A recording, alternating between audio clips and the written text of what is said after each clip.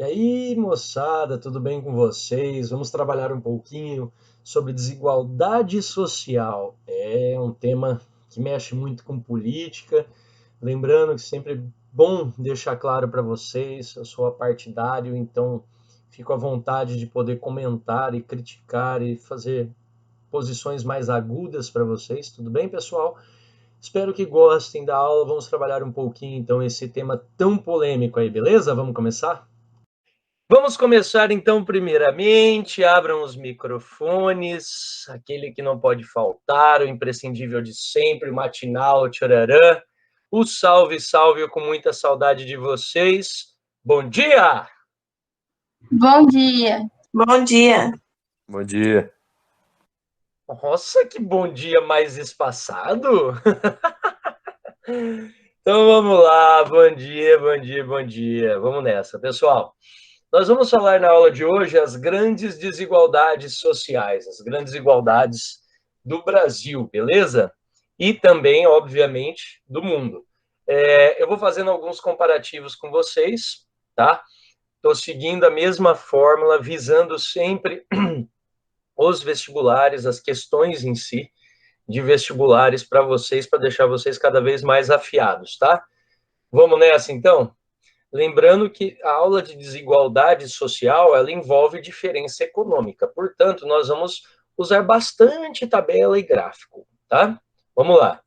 Os países do norte e os países do sul, tá? Aquela divisão norte e sul, nós vamos discuti-la um pouquinho agora. Vamos lá? Embora não haja nenhuma, repara que eu já destaquei logo no início aqui, ó, não haja nenhuma convenção internacional para definir um país desenvolvido ou subdesenvolvido, as nações costumam ser classificadas dessa forma. Então, pessoal, presta atenção. Cada um vai dividir os países em desenvolvido e subdesenvolvido conforme o que eles entendem ser corretos, né? Ah, isso aqui pode ser correto, isso aqui pode ser correto, isso aqui está errado, eu concordo com isso, eu não concordo com aquilo, né? Por exemplo, eu vou dar um exemplo clássico, que é o fruto da nossa próxima aula, o IDH. O IDH, pessoal, ele funciona muito bem para países desenvolvidos, mas só que para país subdesenvolvido ou em desenvolvimento, né, ou países não tão ricos, para não falar desenvolvido, subdesenvolvido, em desenvolvimento, em países não tão ricos, o IDH ele já vai mascarar um pouco a realidade, certo? Mas isso a gente explica lá na aula de IDH com maior profundidade. Repare aqui, ó. Que forma? A definição de um país como desenvolvido ou subdesenvolvido é realizada por meio de análise de uma série de indicadores. Então, você vai analisar tudo que aquele país tem e te fornece para, né? Como o nível de renda, a escolaridade e a saúde. Esses três pilares aqui, eles formam a base, atenção, do IDH. Tá? Então, esses três pilares, eles dão para você o índice de desenvolvimento humano. Mas por que não trabalhar com índice de pobreza humana? O índice de pobreza humana, ele é um índice mais completo. Por consequência, mais complexo, né? E precisa de dados que nem sempre os países buscam. Eu vou dar uma ideia para vocês.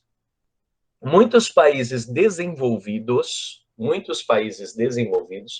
não passam seus dados com relação à escolaridade, por exemplo. Eles não passam, simplesmente não passam. Aí você fala assim, mas por que os caras não fazem isso? Por que os caras estão fazendo isso? Gente, ninguém sabe o real motivo pelo qual os caras fazem isso. Mas é importante que vocês entendam. Toda vez que tem essa questão envolvendo educação, muitos países desenvolvidos não fornecem dados, tá? Eles falam assim, não, tá tudo certo aqui. Beleza, mas eles não dão dados. Joia? Bom, continuando. A divisão em desenvolvido e subdesenvolvido deve ser vista como com ressalva. Isso é importante, tá, pessoal? Ó, você tem que ver sempre com uma ressalva. Você tem que sempre duvidar dos dados, tá? Pois, em termos de desenvolvimento humano e econômico, há muita diferença dentro de cada um desses dois blocos, do desenvolvido e do subdesenvolvido. Então, vamos lá. Há um tempo atrás, relacionado à Covid, nós tivemos alguns probleminhas governamentais. Como que eu posso explicar para vocês? Deixando partidarismo de vocês de lado e deixando tudo de lado, vamos falar o que aconteceu. O governo pegou um dado e falou assim, está morrendo X pessoas, o Ministério da Saúde, está morrendo X pessoas de Covid. Mas só que o número de X era inferior ao número real de pessoas que estavam morrendo. Por que o governo estava fazendo aquilo? Porque ele estava querendo dar um freio, querendo que todo mundo voltasse a trabalhar, que todo mundo voltasse não sei o quê, porque a economia não podia ficar parada. Beleza, não estou crucificando ou protegendo os méritos, tá? O que eu quero que vocês entendam é o seguinte, os órgãos de imprensa se juntaram e começaram a pegar direto nas secretarias de saúde do Estado, de todos os 26 estados, mais o Distrito Federal, né? Ele foi pegando de todas as unidades federativas do Brasil e pegava os dados já direto da secretaria própria. Por quê? Vamos lá. O governo num dia não entregava, todo dia ele entregava às 5 da tarde os dados. Para quê? Para dar tempo da mídia colocar e trabalhar os dados à noite. Para atrapalhar esse negócio de trabalhar os dados durante a noite, eles começaram a divulgar os dados 10h30, 11 horas da noite, ou não divulgavam, né? Aí, então, os órgãos se juntaram e fizeram essa cooperativa entre as imprensas e pegava direto das secretarias de saúde de cada estado, porque os estados passavam os números certinho de quantos que tinham infectados e quantos tinham vindo a falecer. Beleza. Então, pessoal, se você consegue, no meio de uma pandemia, que realmente é crítica, que realmente é drástica, você consegue, através do governo que comanda, segurar alguns dados, nós temos que sempre olhar com ressalva todos os dados que são passados, tá? Eu dei um exemplo nacional. Aqui, tentaram segurar, não deu certo. Graças a Deus, a imprensa livre foi lá e fez o seu trabalho, pegando junto a Secretaria de Saúde, tá?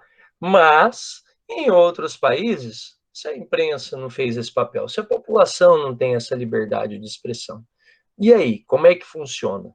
Certo? Então, todos os dados devem ser vistos com ressalva. Vamos lá. Nós temos aqui, ó, a divisão Norte-Sul. A parte rosa são os países do norte, os chamados desenvolvidos, ou então países centrais, tá? Por causa daquela formação cartográfica, que seria a formação do polo. Lembra? A projeção polar, aonde esses países aqui, ó, em rosa, eles ficam no centro. E esses países aqui com a cor cinza, eu acho que é isso, deixa eu ver. Cinza, isso. Esses países com a cor cinza, eles ficam na periferia da projeção polar, que é o símbolo da ONU. Então, por isso que ficam países centrais, países periféricos, ou países do norte, países do sul, com a exceção da Austrália e Nova Zelândia, que faz parte do norte também. Então, eles falam assim, esse conjunto de países são desenvolvidos e esse conjunto de países são subdesenvolvidos. Beleza. Pessoal, só levantando um parênteses, realmente vocês acham que a Rússia, ela é desenvolvida a ponto de ser comparada com Canadá e Estados Unidos? Fica para pensar. Você acha que realmente a Rússia, que economicamente está atrás do Brasil, tá, pessoal? Isso é importante destacar. Apesar de todo o seu tamanho, a sua população próxima ao do Brasil, não semelhante, o Brasil ainda é superior, mas sua população próxima, né? Você acha realmente que a Rússia ela está num patamar melhor que o patamar brasileiro? É uma coisa que podemos questionar. Eu não estou falando que ela está ruim, assim como eu também não estou falando que o Brasil está péssimo ou bom. Não é isso. Mas acreditamos que tanto a Rússia, quanto o Brasil, quanto a China, quanto a Índia e a África do Sul, elas estão vivendo em igualdade de condição, os BRICS. Lembra? né, que é aquela junção dos países em desenvolvimento, né, que formaram um bloco que dá quase metade da população mundial, a soma da galera toda aí desses países, beleza? Então, essa divisão Norte-Sul é uma divisão clássica, ela é da década de 80, da década de 1980, importante destacar isso para vocês, tá? Então, ela já não é uma divisão de agora, mas só que muita gente continua usando essa divisão como sendo uma verdade. Joia? Tranquilo? Ó, nós temos aqui no Oriente Médio, Dubai. Você acha realmente que os Emirados Árabes Unidos, certo? E onde a capital é Bahrein, né? Você acha que Bahrein, Dubai, os Emirados Árabes Unidos não é um país desenvolvido? Você acha que ali não tem dinheiro, mas só que ele é colocado como também um país periférico. Joia, os Emirados Árabes Unidos. Beleza? Então vamos embora. Continuando aí. Baixo nível de renda nos países do Sul. O nosso foco agora, dentro disso aqui, vai ser falar dos países do Sul, tá? Porque dos países do Norte, eles são desenvolvidos, tudo funciona bem, tudo bonitão. Teoricamente, tá tudo certo, vocês já sabem como eles funcionam. Mas os países do Sul, nós vamos então desmembrar eles um pouquinho aí para vocês. Então, baixo nível de renda nos países do Sul. Vamos lá. Em 2016, os países do Norte abrigavam cerca de 20% da população mundial. Então, ó, aqueles países do Norte tinham um total de 20% da população do mundo, beleza? E concentravam cerca de 70% da renda do planeta. Então, repara a desigualdade social como que funciona. 20% da população do mundo detém 70% do dinheiro do planeta. Vamos ver? Enquanto o Bloco do Sul abrigava 80% da população, então tá certo, ó, o restante, né? E concentrava cerca de 30% da renda mundial. Olha só como o dinheiro está mal distribuído já a partir dessa divisão. Por isso que eles fazem a divisão Norte-Sul. E a gente tem que levar em consideração, pessoal, tá vendo esse Sul aqui? Lembra dos países que eu falei que faz parte. O Brasil faz parte disso aí, é um país que tem bastante dinheiro. A China faz parte disso aí, supostamente a segunda maior economia do mundo. Os Emirados Árabes Unidos, Arábia Saudita, Catar, são países que têm muita movimentação de dinheiro, tá? Vamos lá. Desculpa aí, galera. Olha só que interessante. Participação relativa no total de renda gerada em 2017, tá? É o dado que a gente tem mais próximo para falar para vocês concreto. Na África, pessoal, ó, a renda do continente africano equivalia a 1% do mundo. Atenção! América anglo-saxônica, mais que um terço do planeta Terra, do dinheiro do planeta Terra, está na anglo-saxônica, que é Canadá e Estados Unidos. Na América Latina, que é do México até o Chile e Argentina,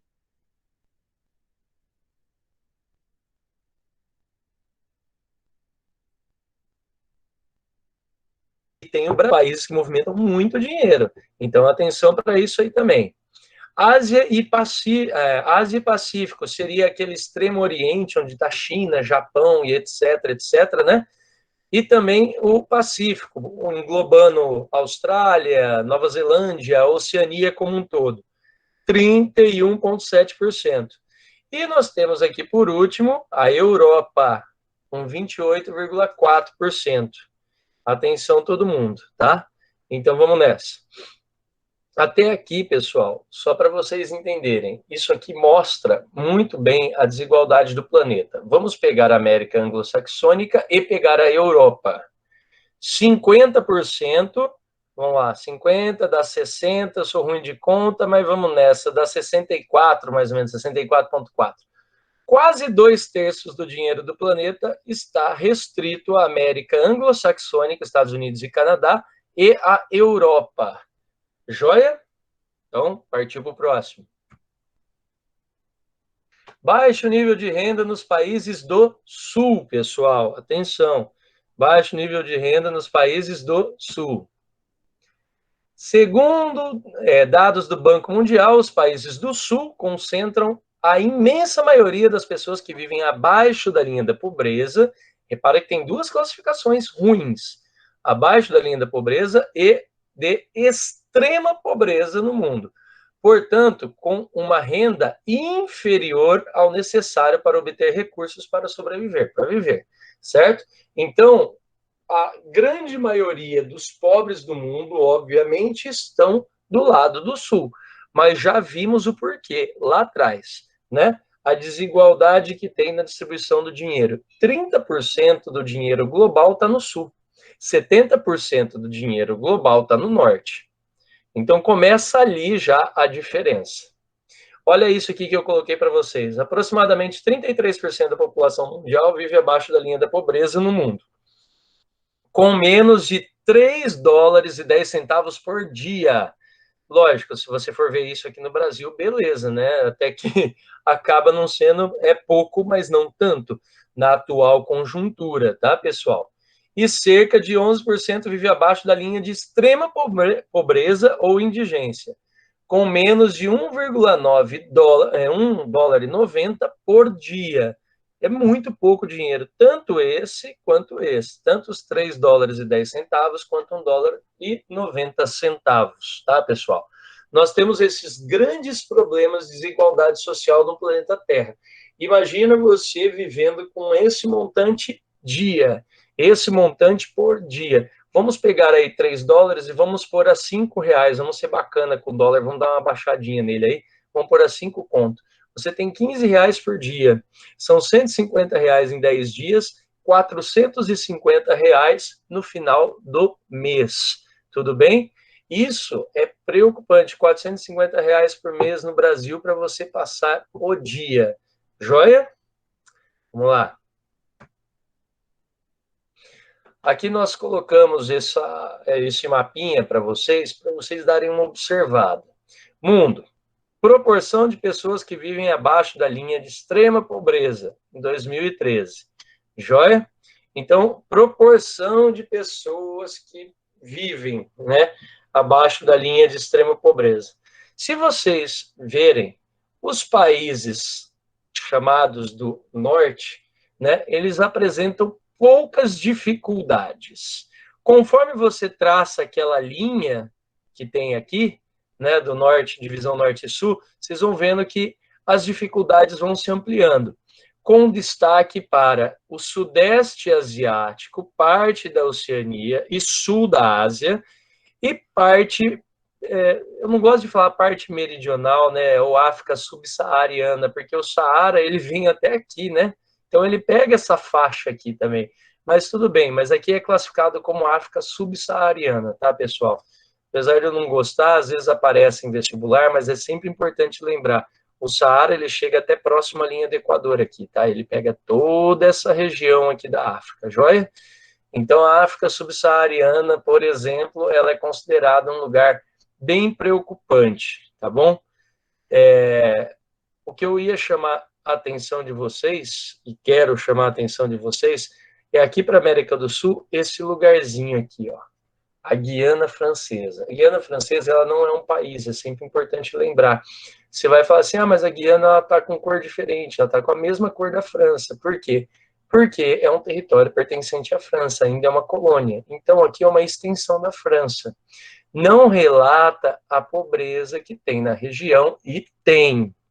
Existe pobreza na região, sim, mas só que ela é diluída com o valor que você tem aqui na França. Joia? Você pega o montante da França, mais da Guiana Francesa, soma tudo e tira a média, aí acaba dando isso aí, a Guiana Francesa fica sem aparecer. Joia, pessoal? Bom, reparem a situação do Brasil entre 10 a 24,9, né? Que essa é a situação do nosso país mesmo, combinado? Ele coloca aqui, percentual da população que vive com menos de 1,9 dólares por dia. Só para vocês saberem, aqui dentro do Brasil é na casa mesmo de 11% a 12% de pessoas que vivem com menos de 1,9 dólares por dia. Joia? Então, tá ali dentro daquele patamar. Vamos lá, pessoal. Baixo nível de escolaridade nos países do Sul. Isso aí é muito delicado também, é muito complicado a gente fazer uns comentários, né? Porque, vamos lá, vamos fazer o comparativo que é melhor, depois eu explico. Em 2016, o número de analfabetos no mundo, com 15 ou mais anos de idade, ultrapassou 750 milhões de pessoas. Então, o que seria 15 ou mais? 15 é uma média que as pessoas deixam de ser jovens e viram adultas no mundo. É uma média mundial, tá? Aqui no Brasil, você deixa de ser jovem e vira adulto a partir dos 16, joia? Mas só que você vira maior de idade depois dos 18. Existe uma diferença entre ser maior de idade e ser adulto, joia? Então tá, se você pegar, por exemplo, aqui no Brasil, você só pode ser preso após 18 anos de idade, joia? Na Bolívia, se eu não me engano, ou são 12 ou são 14 anos, você já pode ir preso. Eu não lembro exatamente qual dos 2 anos que são, mas ou é 12 ou é 14, é um negócio bem abaixo da média. Estou falando da Bolívia, tá? Até teve aquele caso lá dos torcedores do Corinthians, que lançaram o rojão em cima e acabaram matando lá o boliviano na Libertadores, tal, tal, tal, e eles ficaram presos. Um dos que estavam lá era menor de idade, e ele veio fugido para o Brasil, e a Bolívia queria levar ele de volta para ele fazer o julgamento e ficar preso lá. Mas só que na Constituição brasileira ele não podia ficar preso, porque ele era menor de idade. Mas na Constituição boliviana ele já poderia ir para a cadeia, porque ele tinha 16 anos de idade. Era 16 ou 15 anos de idade, alguma coisa assim. Então a Bolívia queria ele e o Brasil falou que não ia mandar ele. Aí ficou uma crise diplomática por causa de um jogo de futebol. Tá? Eu não estou falando nada agora, né, exclusivamente do Corinthians, só agora, tá? Mas eu estou falando dessa questão de diferença de como que você vê a perspectiva do mundo, né? Já imaginou, com 14 anos de idade, o cara fez alguma coisa errada, ele pode ir para a cadeia? Né? Se fosse aqui no Brasil, tecnicamente ia ser complicado, né? Mas, vamos lá. No Brasil, em 2015, superava a marca de 8% total da sua população, aproximadamente 3 milhões de pessoas. Então, em 2015, né, um ano antes, esse aqui foi o último dado que realmente foi feita essa peneira para saber quantas pessoas eram analfabetas acima de 15 anos de idade, então deu 8% da população brasileira, que na época eram 13 milhões de pessoas. Então, nós tínhamos 13 milhões de pessoas no Brasil, ou temos, né, essa é uma média, tá, pessoal? Nós temos 13 milhões de pessoas no Brasil analfabetas, tá? Eu não estou nem falando funcional, estou falando analfabetas mesmo, de não saber mexer mesmo com lápis, caneta, nem nada, nem escrever o próprio nome. Tudo bem? Outro problema que contribuiu para que o nível de escolaridade no bloco dos países do Sul sejam problemáticos é a, presta atenção nesse nome, evasão escolar. Evasão escolar nada mais é do que o abandono da escola. É quando o aluno ele desanima, ele desiste, ele deixa para lá, não quer mais estudar e para de frequentar a escola. Ou então quando o pai fala, não estuda porque não dá futuro, vem trabalhar comigo de servente de pedreiro que aí você vai virar gente. São ideologias, né? Mas só que elas acabam atrapalhando a população. Por exemplo, o legal, o que eu acho muito bom do Bolsa Família, não é o dinheiro que ele dá ou a situação que ele coloca, e sim a obrigatoriedade dos filhos estarem na escola, frequentando com presença, certo? Com presença, para poder ganhar a Bolsa Família. Bolsa Família salvou muita molecada de ficar trabalhando forçado com os pais, com famílias mais pobres, né? E o Bolsa Família colocou muita molecada na escola. Eu não estou falando que eles queriam estar dentro da escola, mas obrigou, pelo menos, as crianças a irem para a escola. Isso aí já é um dado relevante. Essa ideia de acoplar, você ganha o Bolsa Família se o seu filho estiver frequentando. Ah, mas como que ele sabe? Os sistemas da educação são uniformes. Tá? Todas as presenças que aparecem no colégio estadual, elas aparecem para o Conselho Tutelar, elas aparecem para o governo do Estado, elas aparecem para todo mundo, né? Porque é online o negócio. Então, a hora que você colocou a presença, já aparece lá. Se o cara aparece com 5 faltas seguidas, o Bolsa Família é cortado. Se ele aparece com 7 faltas intercambiadas, né, 7 faltas assim esporádicas, o Bolsa Família também pode ser cortado. Então tem mãe, tem pai que quando o filho desaparece, aí vai lá no colégio. Já aconteceu várias vezes. Eu presenciei isso ao vivo, assim, o pai vindo falar comigo, meu amigo, mas tem que trazer o filho, eu não faço nada. Né? Porque você tinha que dar presença para o meu filho, porque senão eu vou ficar sem dinheiro, eu não vou ter o que comer. Isso então fala para o seu filho vir para a escola que vai ter presença. Né? Então o pessoal acha que é tudo muito fácil, assim, né?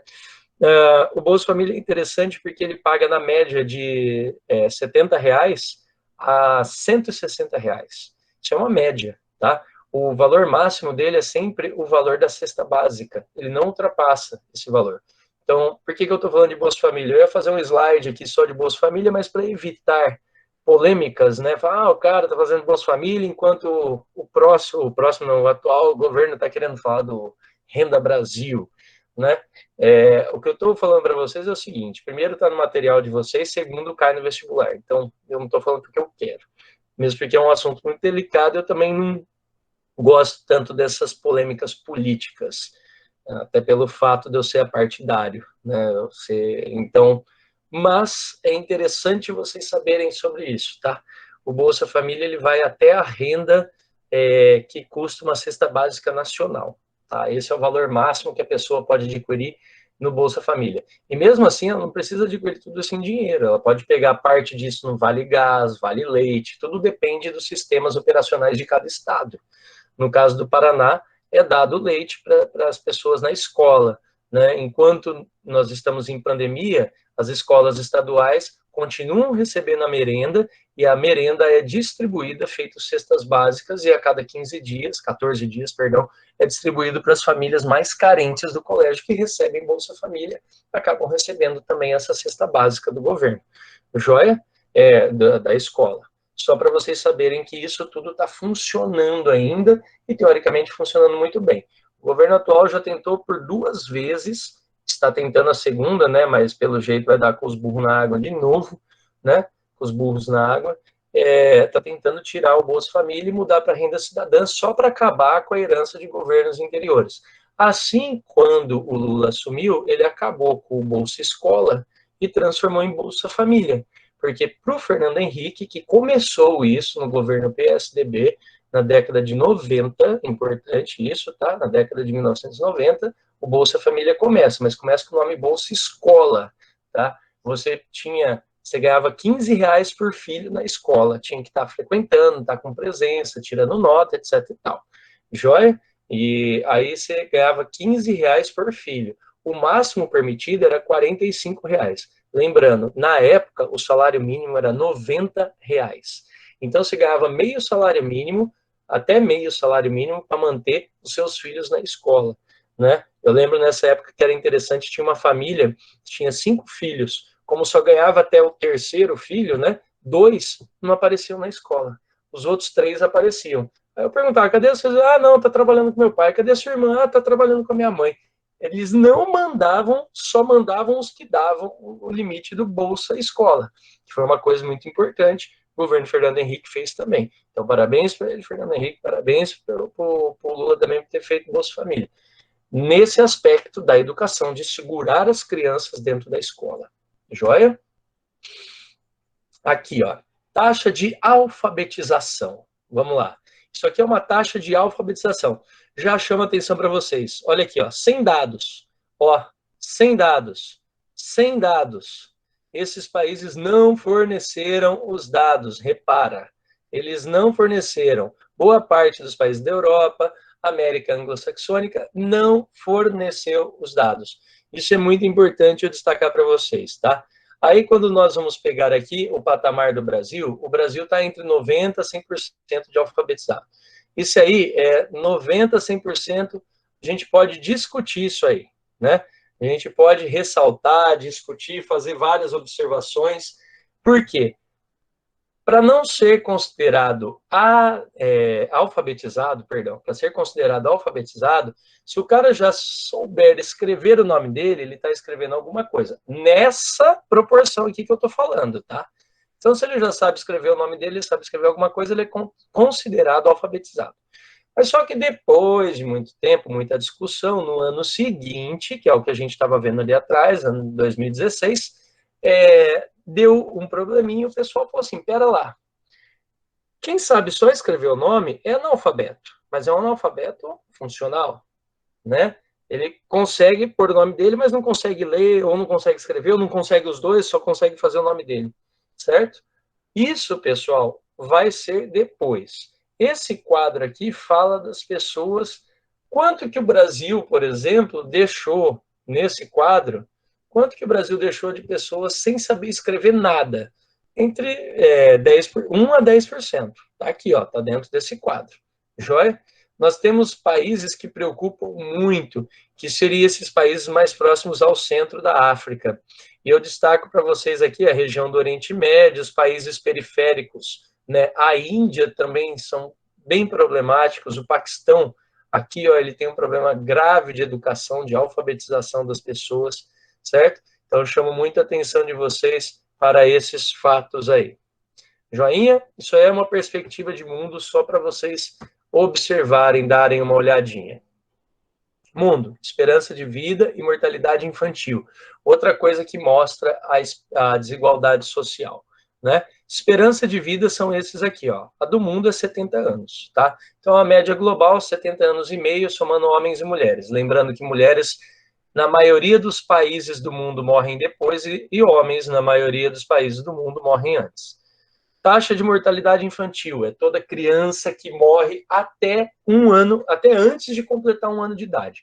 Completou 1 ano de idade, morreu, já não é mais mortalidade infantil, é apenas mortalidade, tá? Porque eles acreditam que no prazo de 1 ano é quando a criança é mais vulnerável, precisa tomar uma vacina aqui e ali, tal, tal, tal. Tem um primo nosso aqui que ele falou, né? Ele falou assim, não, eu vou esperar, tal, para fazer a vasectomia assim que meu filho completar 1 ano. Meu filho completou 1 ano, eu vou fazer a vasectomia. Eu falei assim, mas por que esperar 1 ano? Não, porque tem que esperar, né? 1 ano a criança é vulnerável, ela pode morrer, mortalidade infantil. Pô, você é professor de geografia, né? Mas só que assim, é muito estranho você ouvir uma pessoa falando isso dentro de uma família estruturada, onde tem plano de saúde, onde a criança recebe as vacinas certinho, onde ela se alimenta bem. Então, não é esse até 1 ano de idade, não serve necessariamente para as famílias que fazem certo e têm condições. Isso aí é uma média global para medir as crianças que morrem no momento que elas são mais vulneráveis. Só isso. Não quer dizer que ela vai morrer ou que ela tenha a capacidade de morrer porque ela tem menos de 1 ano de idade. As pessoas às vezes confundem um pouco isso aí. Joia? Então vamos lá. Na África, a expectativa de vida do continente africano, 59 anos. Na Ásia, 71. Quem puxa muito essa média são países como Coreia e Japão, que ultrapassam 84 anos, expectativa de vida. Na América Latina, 74 anos e meio, que é a média do Brasil, 74 anos. Na Europa, 77 anos, o continente chamado de continente dos velhos, dos idosos, né? Não é que lá as pessoas vivem até os 100 anos, mas a maioria das pessoas vivem mais de 80 anos, tá? América Anglo-Saxônica, 79 anos de idade, mesmo eles comendo todas as porcarias que fazem, todas, né? Eles vivem bem, porque tem bastante remédio para segurar a galera na vida aí, né? E na Oceania, 77 anos, bem parecido com o da Europa, repare, ó, bem parecido com a da Europa, dando uma média global de 70 anos e meio. Muito obrigado pela atenção, pessoal. Abro agora para dúvidas e vamos fazer uma atividadezinha rapidinho, beleza? Valeu! Valeu, moçada. Muito obrigado. Espetáculo, show de bola. Obrigado pela colaboração, pelas perguntas, participação. Não esqueçam de fazer a inscrição aqui, ó, tá? E aproveitar os videozinhos aqui que nós estamos disponibilizando para vocês, beleza? Qualquer dúvida é só perguntar aí no nosso grupo, no canal, faça a inscrição. Até mais. Valeu, galera!